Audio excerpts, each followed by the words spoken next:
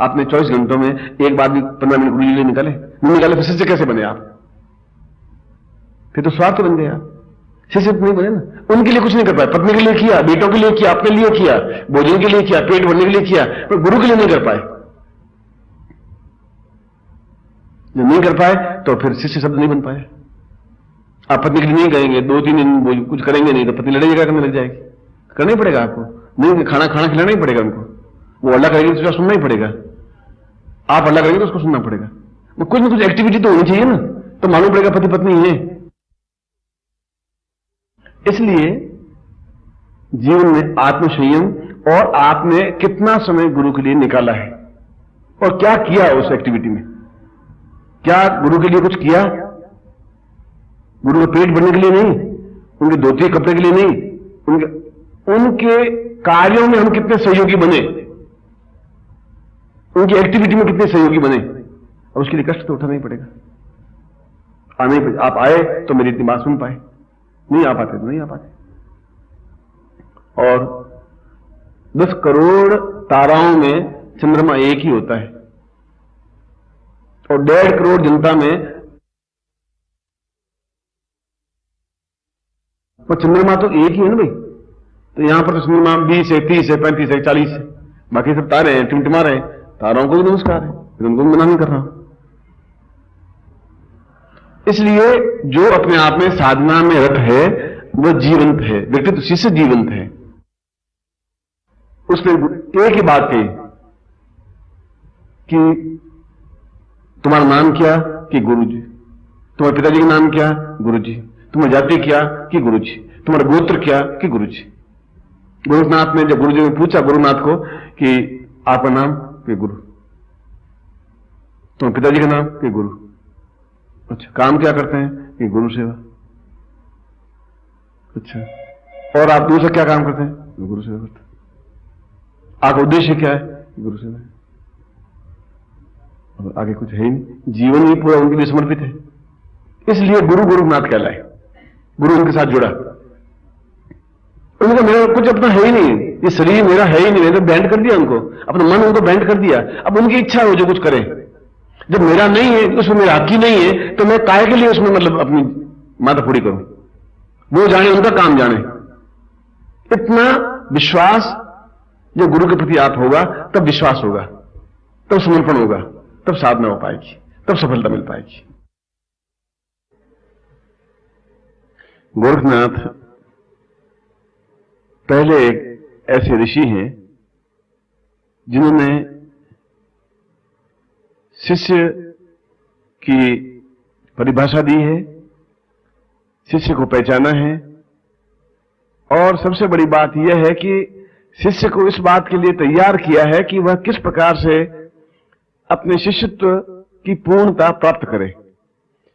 क्या नियम है, क्या लक्षण है, क्या तथ्य हैं जिसके माध्यम से वह सही अर्थों में शिष्य बन सके।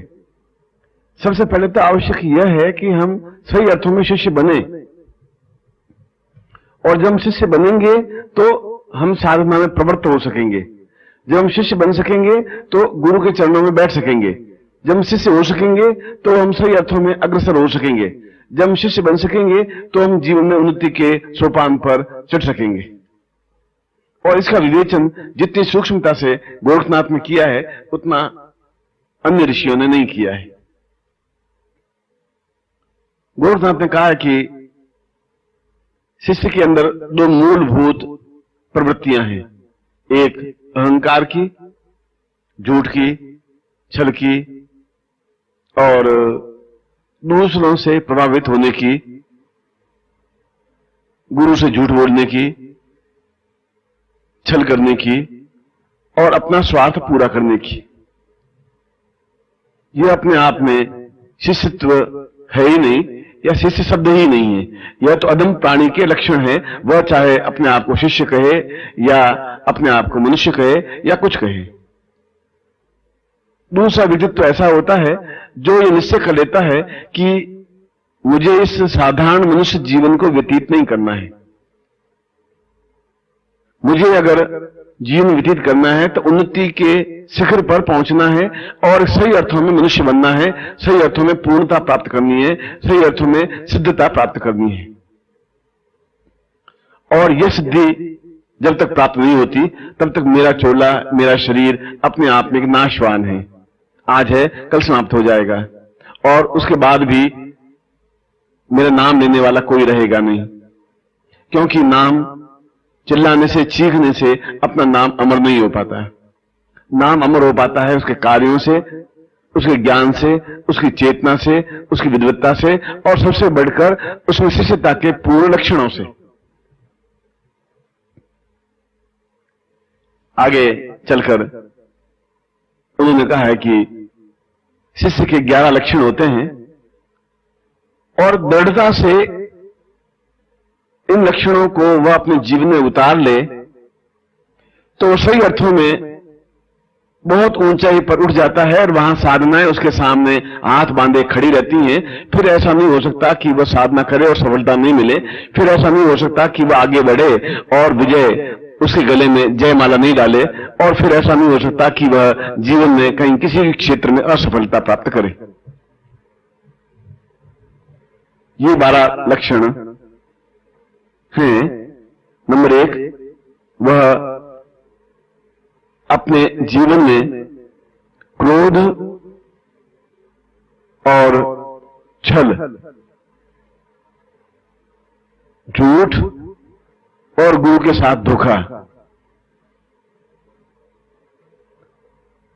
और अपने जीवन को 2 तरीके से व्यतीत करने की क्रिया, गुरु के सामने कुछ और तरीके से प्रस्तुत हो और बाह्य जीवन में कुछ और तरीके से हो। ये 5 विकार उसके जीवन के पतन के ही लक्षण हैं।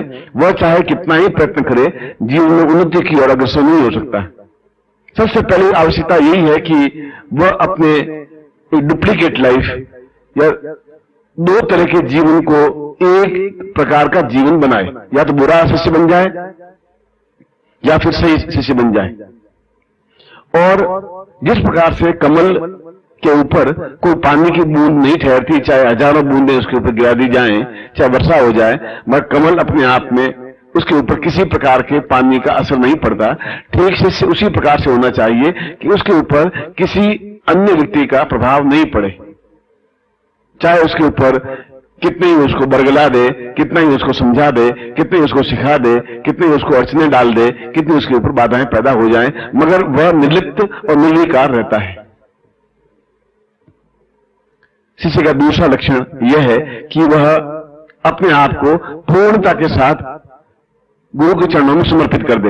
एक बार देख ले कि इस समुद्र में मैंने छलांग लगाई है, या तो मैं डूब जाऊंगा या इस जीवन को पार कर लूंगा, या तो एक कल्प वृक्ष के समान बन जाऊंगा जहां हजारों लाखों लोगों का कल्याण कर सकूंगा, या मैं सामान्य बबूल का पेड़ बनकर के रह जाऊंगा, या तो मैं हिमालय से निकलने वाली गंगोत्री बन जाऊंगा जहां लाखों लोग स्नान करके अपने आप को पवित्र हो सकेंगे, या फिर गंदा नाला बन जाऊंगा।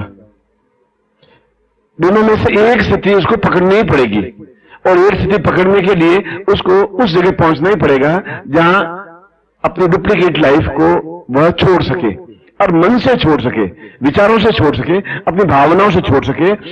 और जब भी उसके मन में ऐसी विसंगति दूसरों के कहने से आए तो सबसे अच्छा गुण और तरीका यह है कि वह गुरु के चरणों में जाकर अपनी कमियों को 2 टूक साफ शब्दों में कह दे कि गुरुदेव, मेरे मन में ऐसे विकार उत्पन्न हो रहे हैं, मैं चाहता हूं इन विकारों को दूर करना, मगर हो नहीं पा रहे हैं। दूसरों का प्रभाव मेरे ऊपर पड़ रहा है, जबकि मुझे दुनिया में रहना है और दुनिया में उन लोगों के विचार मेरे ऊपर हावी होने लगे हैं, जबकि आपने मुझे कहा है कि तुम कमल की तरह रहो।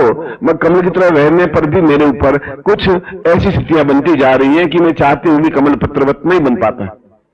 और जो ही आपने गुरु को कहा तो ही आप अपने आप में शुद्ध हो गए, और उसके बाद से वापस नए तरीके से कमल पत्रवत बनने की क्रिया प्रारंभ होनी चाहिए। तीसरा, आप जब गुरु से जुड़े हैं तो फिर जुड़े रहें, तन से, मन से और पूर्ण समर्पण से। तब फिर आपके सामने दूसरा कोई तथ्य नहीं है। गुरु है, केवल एक गुरु है।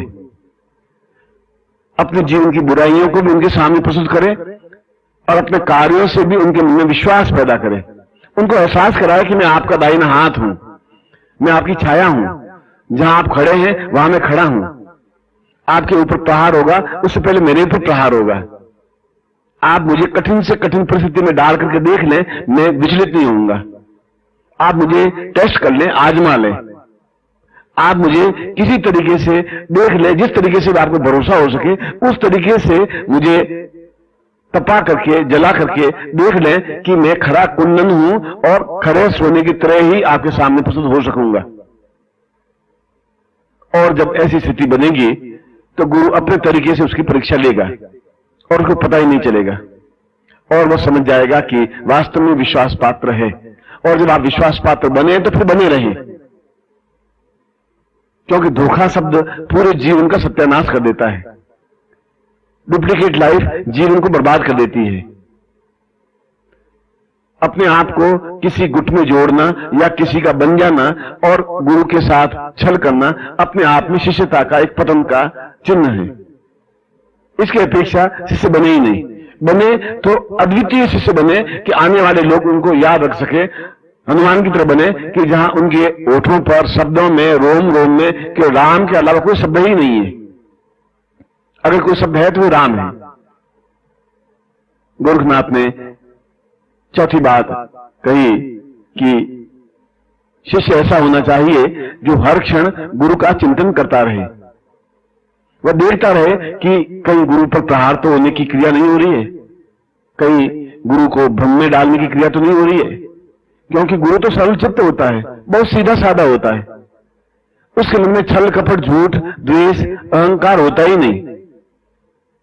मगर आप जब उनकी छाया बनकर खड़े हैं तब बराबर सतर्क रहें कि कहीं गुरु को नुकसान नहीं पहुंचे, कहीं गुरु से छल नहीं हो जाए, कहीं गुरु के द्वारा या गुरु को कोई नुकसान नहीं पहुंचा दे, या गुरु को कोई गलत जगह हस्ताक्षर नहीं करवा दे, गुरु को किसी मामले में उलझा नहीं दे, गुरु के पीछे कोई षड्यंत्र नहीं हो जाए, गुरु को पता ही नहीं चले अचानक उनके साथ धोखा नहीं हो जाए। यह आवश्यक शिष्य का लक्षण है, क्योंकि वो उस जगह खड़ा है जहां एक तरफ संसार है एक तरफ गुरु है, वह बीच में खड़ा है, वह बीच में खड़ा है, इसलिए उन झंझावातों को भी समझता है और उन झंझावातों से गुरुदेव को बचाना भी है। तभी शिष्य का सही कर्तव्य है, धर्म है, और उस धर्म और कर्तव्य का पालन कर सकेगा। और इस धर्म और कर्तव्य को पालन करने के लिए यह जरूरी है कि वह उन बाहरी हवाओं को खुली आंखों से खुले कानों से सुने और अपने मन में रखे और रख करके गुरु के सामने कहे, गुरुदेव ऐसा होने वाला है, आप सावधान रहें, क्योंकि आप अत्यंत सरल चित्त हैं और किसी समय आपको नुकसान पहुंच सकता है। यह उसकी शिष्यता की अपने आप में श्रेष्ठता है, अद्वितीयता है। पांचवां, गोरखनाथ ने कहा है कि शिष्य किसी हालत में क्रोध नहीं करे। यह स्वाभाविक है कि क्रोध एक मनुष्य के जीवन का एक अंग है, आता है, मगर एक जगह ऐसी होती है जहां सिर ही झुकता है, वहां पर क्रोध आता ही नहीं है। जब एक बार किसी को गुरु मान लिया तो मान लिया, जहां एक बार सिर झुका दिया तो झुका दिया, जहां एक बार सजदा कर दिया तो कर दिया, फिर वह अच्छा है बुरा है, हमने एक बार जिसकी बांह पकड़ ली पकड़ ली। उनके सामने क्रोध करना या हमारी गलती हो भी और गुरुदेव क्रोध कर ले तब भी उस समय शांत रह करके जब वापस गुरु शांत हो तो उनके सामने हाथ जोड़ के निवेदन कर रहे, गुरुदेव आप क्रोधित तो हुए परंतु मेरी तो कोई गलती थी नहीं, वास्तविक तथ्य ये था, आप क्रोधित हो गए क्योंकि शायद आप। ओम परम तत्वाय नारायणाय गुरुभ्यो नमः। ओम ह्रीं मम प्राण देह रोम प्रतिरोम चैतन्य जाग्रय ह्रीं ओम नमः। ओम भूर्भुवः स्वः तत्सवितुर्वरेण्यं भर्गो देवस्य धीमहि धियो यो नः प्रचोदयात्।